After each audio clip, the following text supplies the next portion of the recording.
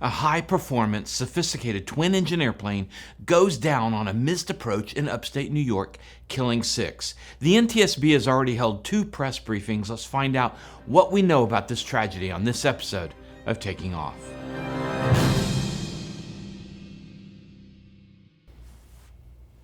Hi, I'm Dan Milliken. New York is in the news again with another 6 fatalities. A devastating plane crash involving a Mitsubishi MU-2B Solitaire occurred on Saturday, April 12, 2025 in a muddy field near Copake, New York, killing all 6 passengers on board. Here's what we know.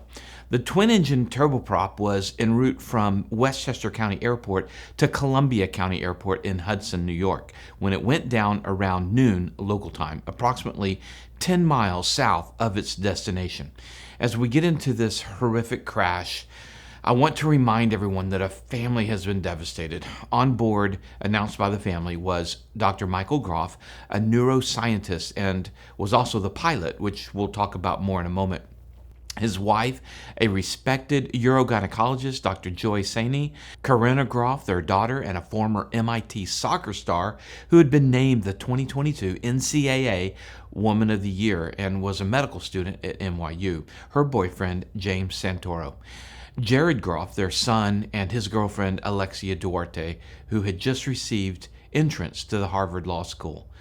Those are the 6. This is very sad to see another family devastated like this. According to CBS, they were on their way to celebrate Passover with the extended family. My deepest condolences to the grieving family. The NTSB has already done 2 press briefings on the crash, and I'm going to pull some info from them both. And here's Todd Inman, NTSB board member. On April 12th, at approximately 12:06 Eastern Daylight Time, a Mitsubishi MU-2B40 crashed 10 miles from the Columbia County Airport. The aircraft had departed Westchester County Airport, airport code HPN, when a crash occurred in what we would call a flat agricultural field. The scene is approximately 100 yards in length, with the aircraft being compressed, buckled, and embedded into the terrain.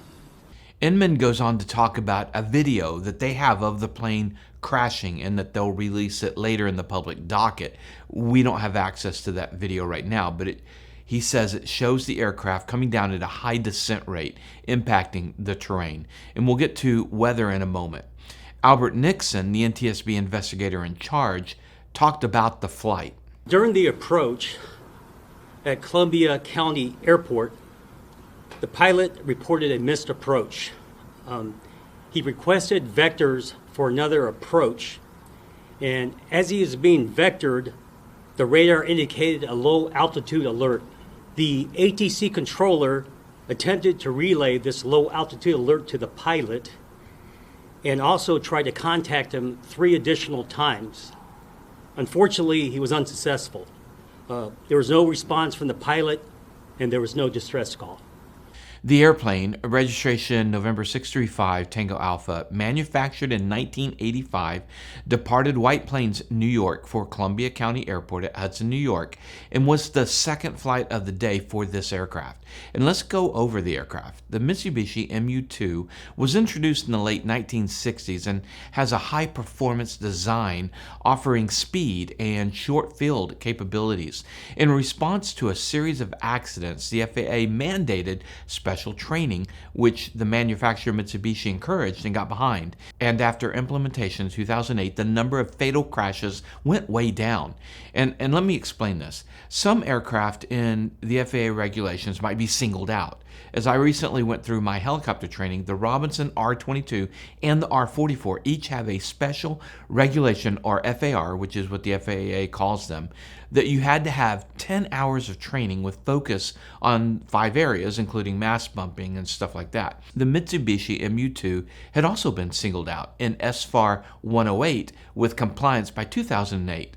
The SFAR for the MU-2 was created for standardizing the training and the checklist of the MU-2. And in 2016, the SFAR went away and was replaced by FAR 91 Subpart N, and the standardized training program that's detailed in AC, or Advisory Circular 9189. The SFAR and later the AC created standardized training and checklists for each model aircraft. For currency, it has requirements for the initial training, the requalification, and for annual recurrent training. But the regulation aims to ensure that all MU-2 pilots are thoroughly prepared for its advanced critical systems such as spoilers instead of ailerons and sensitive pitch control, reducing the accident rate significantly since implementation. Talking to MU-2 pilots, the airplane is highly advanced for its time with some systems and procedures that are a little different, which is why the training brought accident rates way down. This situation reminds me of Cirrus aircraft. When the SR-20 and 22 came out, it had some differences in performance and operations than many other aircraft, and accident rates were high. Then standardized training was implemented and the accident rates went way down. Some might wonder, well, why doesn't the aircraft manufacturer release a comprehensive training program themselves? Well, one possible reason is just one word: liability. Manufacturers who do provide training, they have to go all in on it. Another reason, many do provide training and good training, but it's not made mandatory by the FAA. For example, in the case of a sophisticated twin-engine aircraft, I could get my twin-engine rating in a simple Piper Aztec and then go buy an MU-2 and be totally legal back then to jump in and fly it. But when the FAA makes training mandatory, that changes everything, and that happened in 2008. And much better safety rates were the result. And if you look at the Mitsubishi series, you may notice that this type of plane requires additional training beyond just a normal FAA private pilot's license. We're reviewing all details regarding that pilot and the licensing, all the inspections, all the check rides. But for this specific aircraft, additional training was required to operate it. The training was completed and the pilot was proficient. It was completed on October 8th of 2024. This particular MU-2 was bought a year ago and had been upgraded with advanced avionics. It's either the last or next to the last MU-2 ever delivered back in 1985. Inman mentioned that they have been able to secure memory cards from the avionics that might give some indication or clues as to what happened. These are usually recordings from the engine monitors, possibly the avionics, and the NTSB has revealed they believe by the video that they have that the aircraft was whole before the impact, that it had not broken up in flight. And based upon the information and the visuals we've seen, it had a very upgraded, what we call avionics package. Compared to the original manufacturer, the avionics package, which would be the cockpit, so to speak, is more advanced.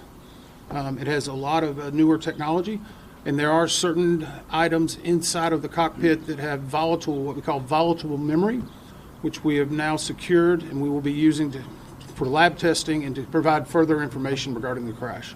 The NTSB's Todd Inman gave us some details on Dr. Groff's piloting experience. We've gotten notional information that this has been a pilot who received his first pilot's license at a fairly young age. It has been flying for a number of years. As far as the exact number of hours and the hours in this equipment, we do not have that yet. We have located some of the records. We're still going through a few more, but this was a pilot that was certified to fly. We know that he's been flying for a number of years. Inman went on to talk about how the investigation will be looking at the weather. Automated weather at the Columbia Airport 4 minutes before the crash indicated a minimum ceiling of 400 feet AGL. Wind from 10 degrees at 8 knots, a temperature of 37 degrees with a dew point of 36 degrees Fahrenheit. Relative humidity was 93%. Now, what we can say is weather was at that time what we consider to be deteriorating.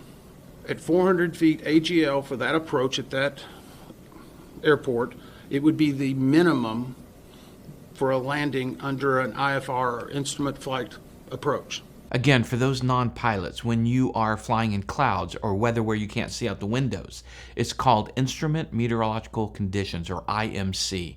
And you have to file an instrument flight plan, and you have to have an airplane certified for such flight and be instrument rated as a pilot. And Groff was all these things. But he was flying in the weather without visual reference to the horizon and with a high relative humidity and temperatures that are close to freezing. Looking at the airport, 1 Bravo 1, he would most likely have been lining up for runway 3 with the winds coming from 010. And that lines up with the flight-aware data. At some point, and it looks like possibly well before reaching the airport, he decides to go missed. He was at 2,500 feet. The final approach fix is down to 1,700. It's a somewhat early point to go missed, but it's always better to go missed early than to go missed late. Usually as you get closer, the tolerances get tighter, but you could have something programmed incorrectly, weather situation, or just not like it and call off the approach. Or it could have been that he had overshot the approach and didn't want to try and line up before the fix. Nothing wrong with that, with going missed.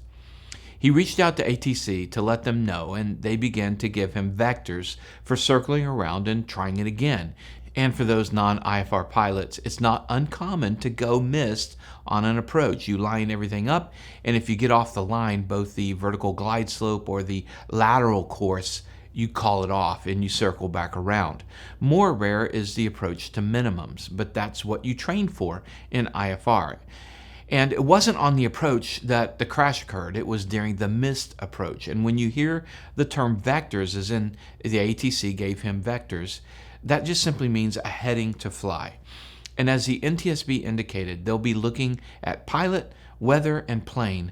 The temperature was 37 degrees on the ground, 93% humidity, snow on the ground. There's no doubt this was a challenging weather situation. The NTSB will release their prelim report in the next 30 days or so, and then the final will come out in a year to 2 years. If you're a pilot or hardcore aviation enthusiast, we've been moving all of that content over to our new sister channel in the hangar. You can check it out by clicking there. And thank you to our sponsors for making this report possible, like zvision.com, the brightest landing and taxi lights out there. I've got links to them and all our sponsors in the description below. And if you found this report interesting, check out this report by clicking right here. I really appreciate you watching. We'll see you next time. Remember, superior judgment trumps superior skill. Take care.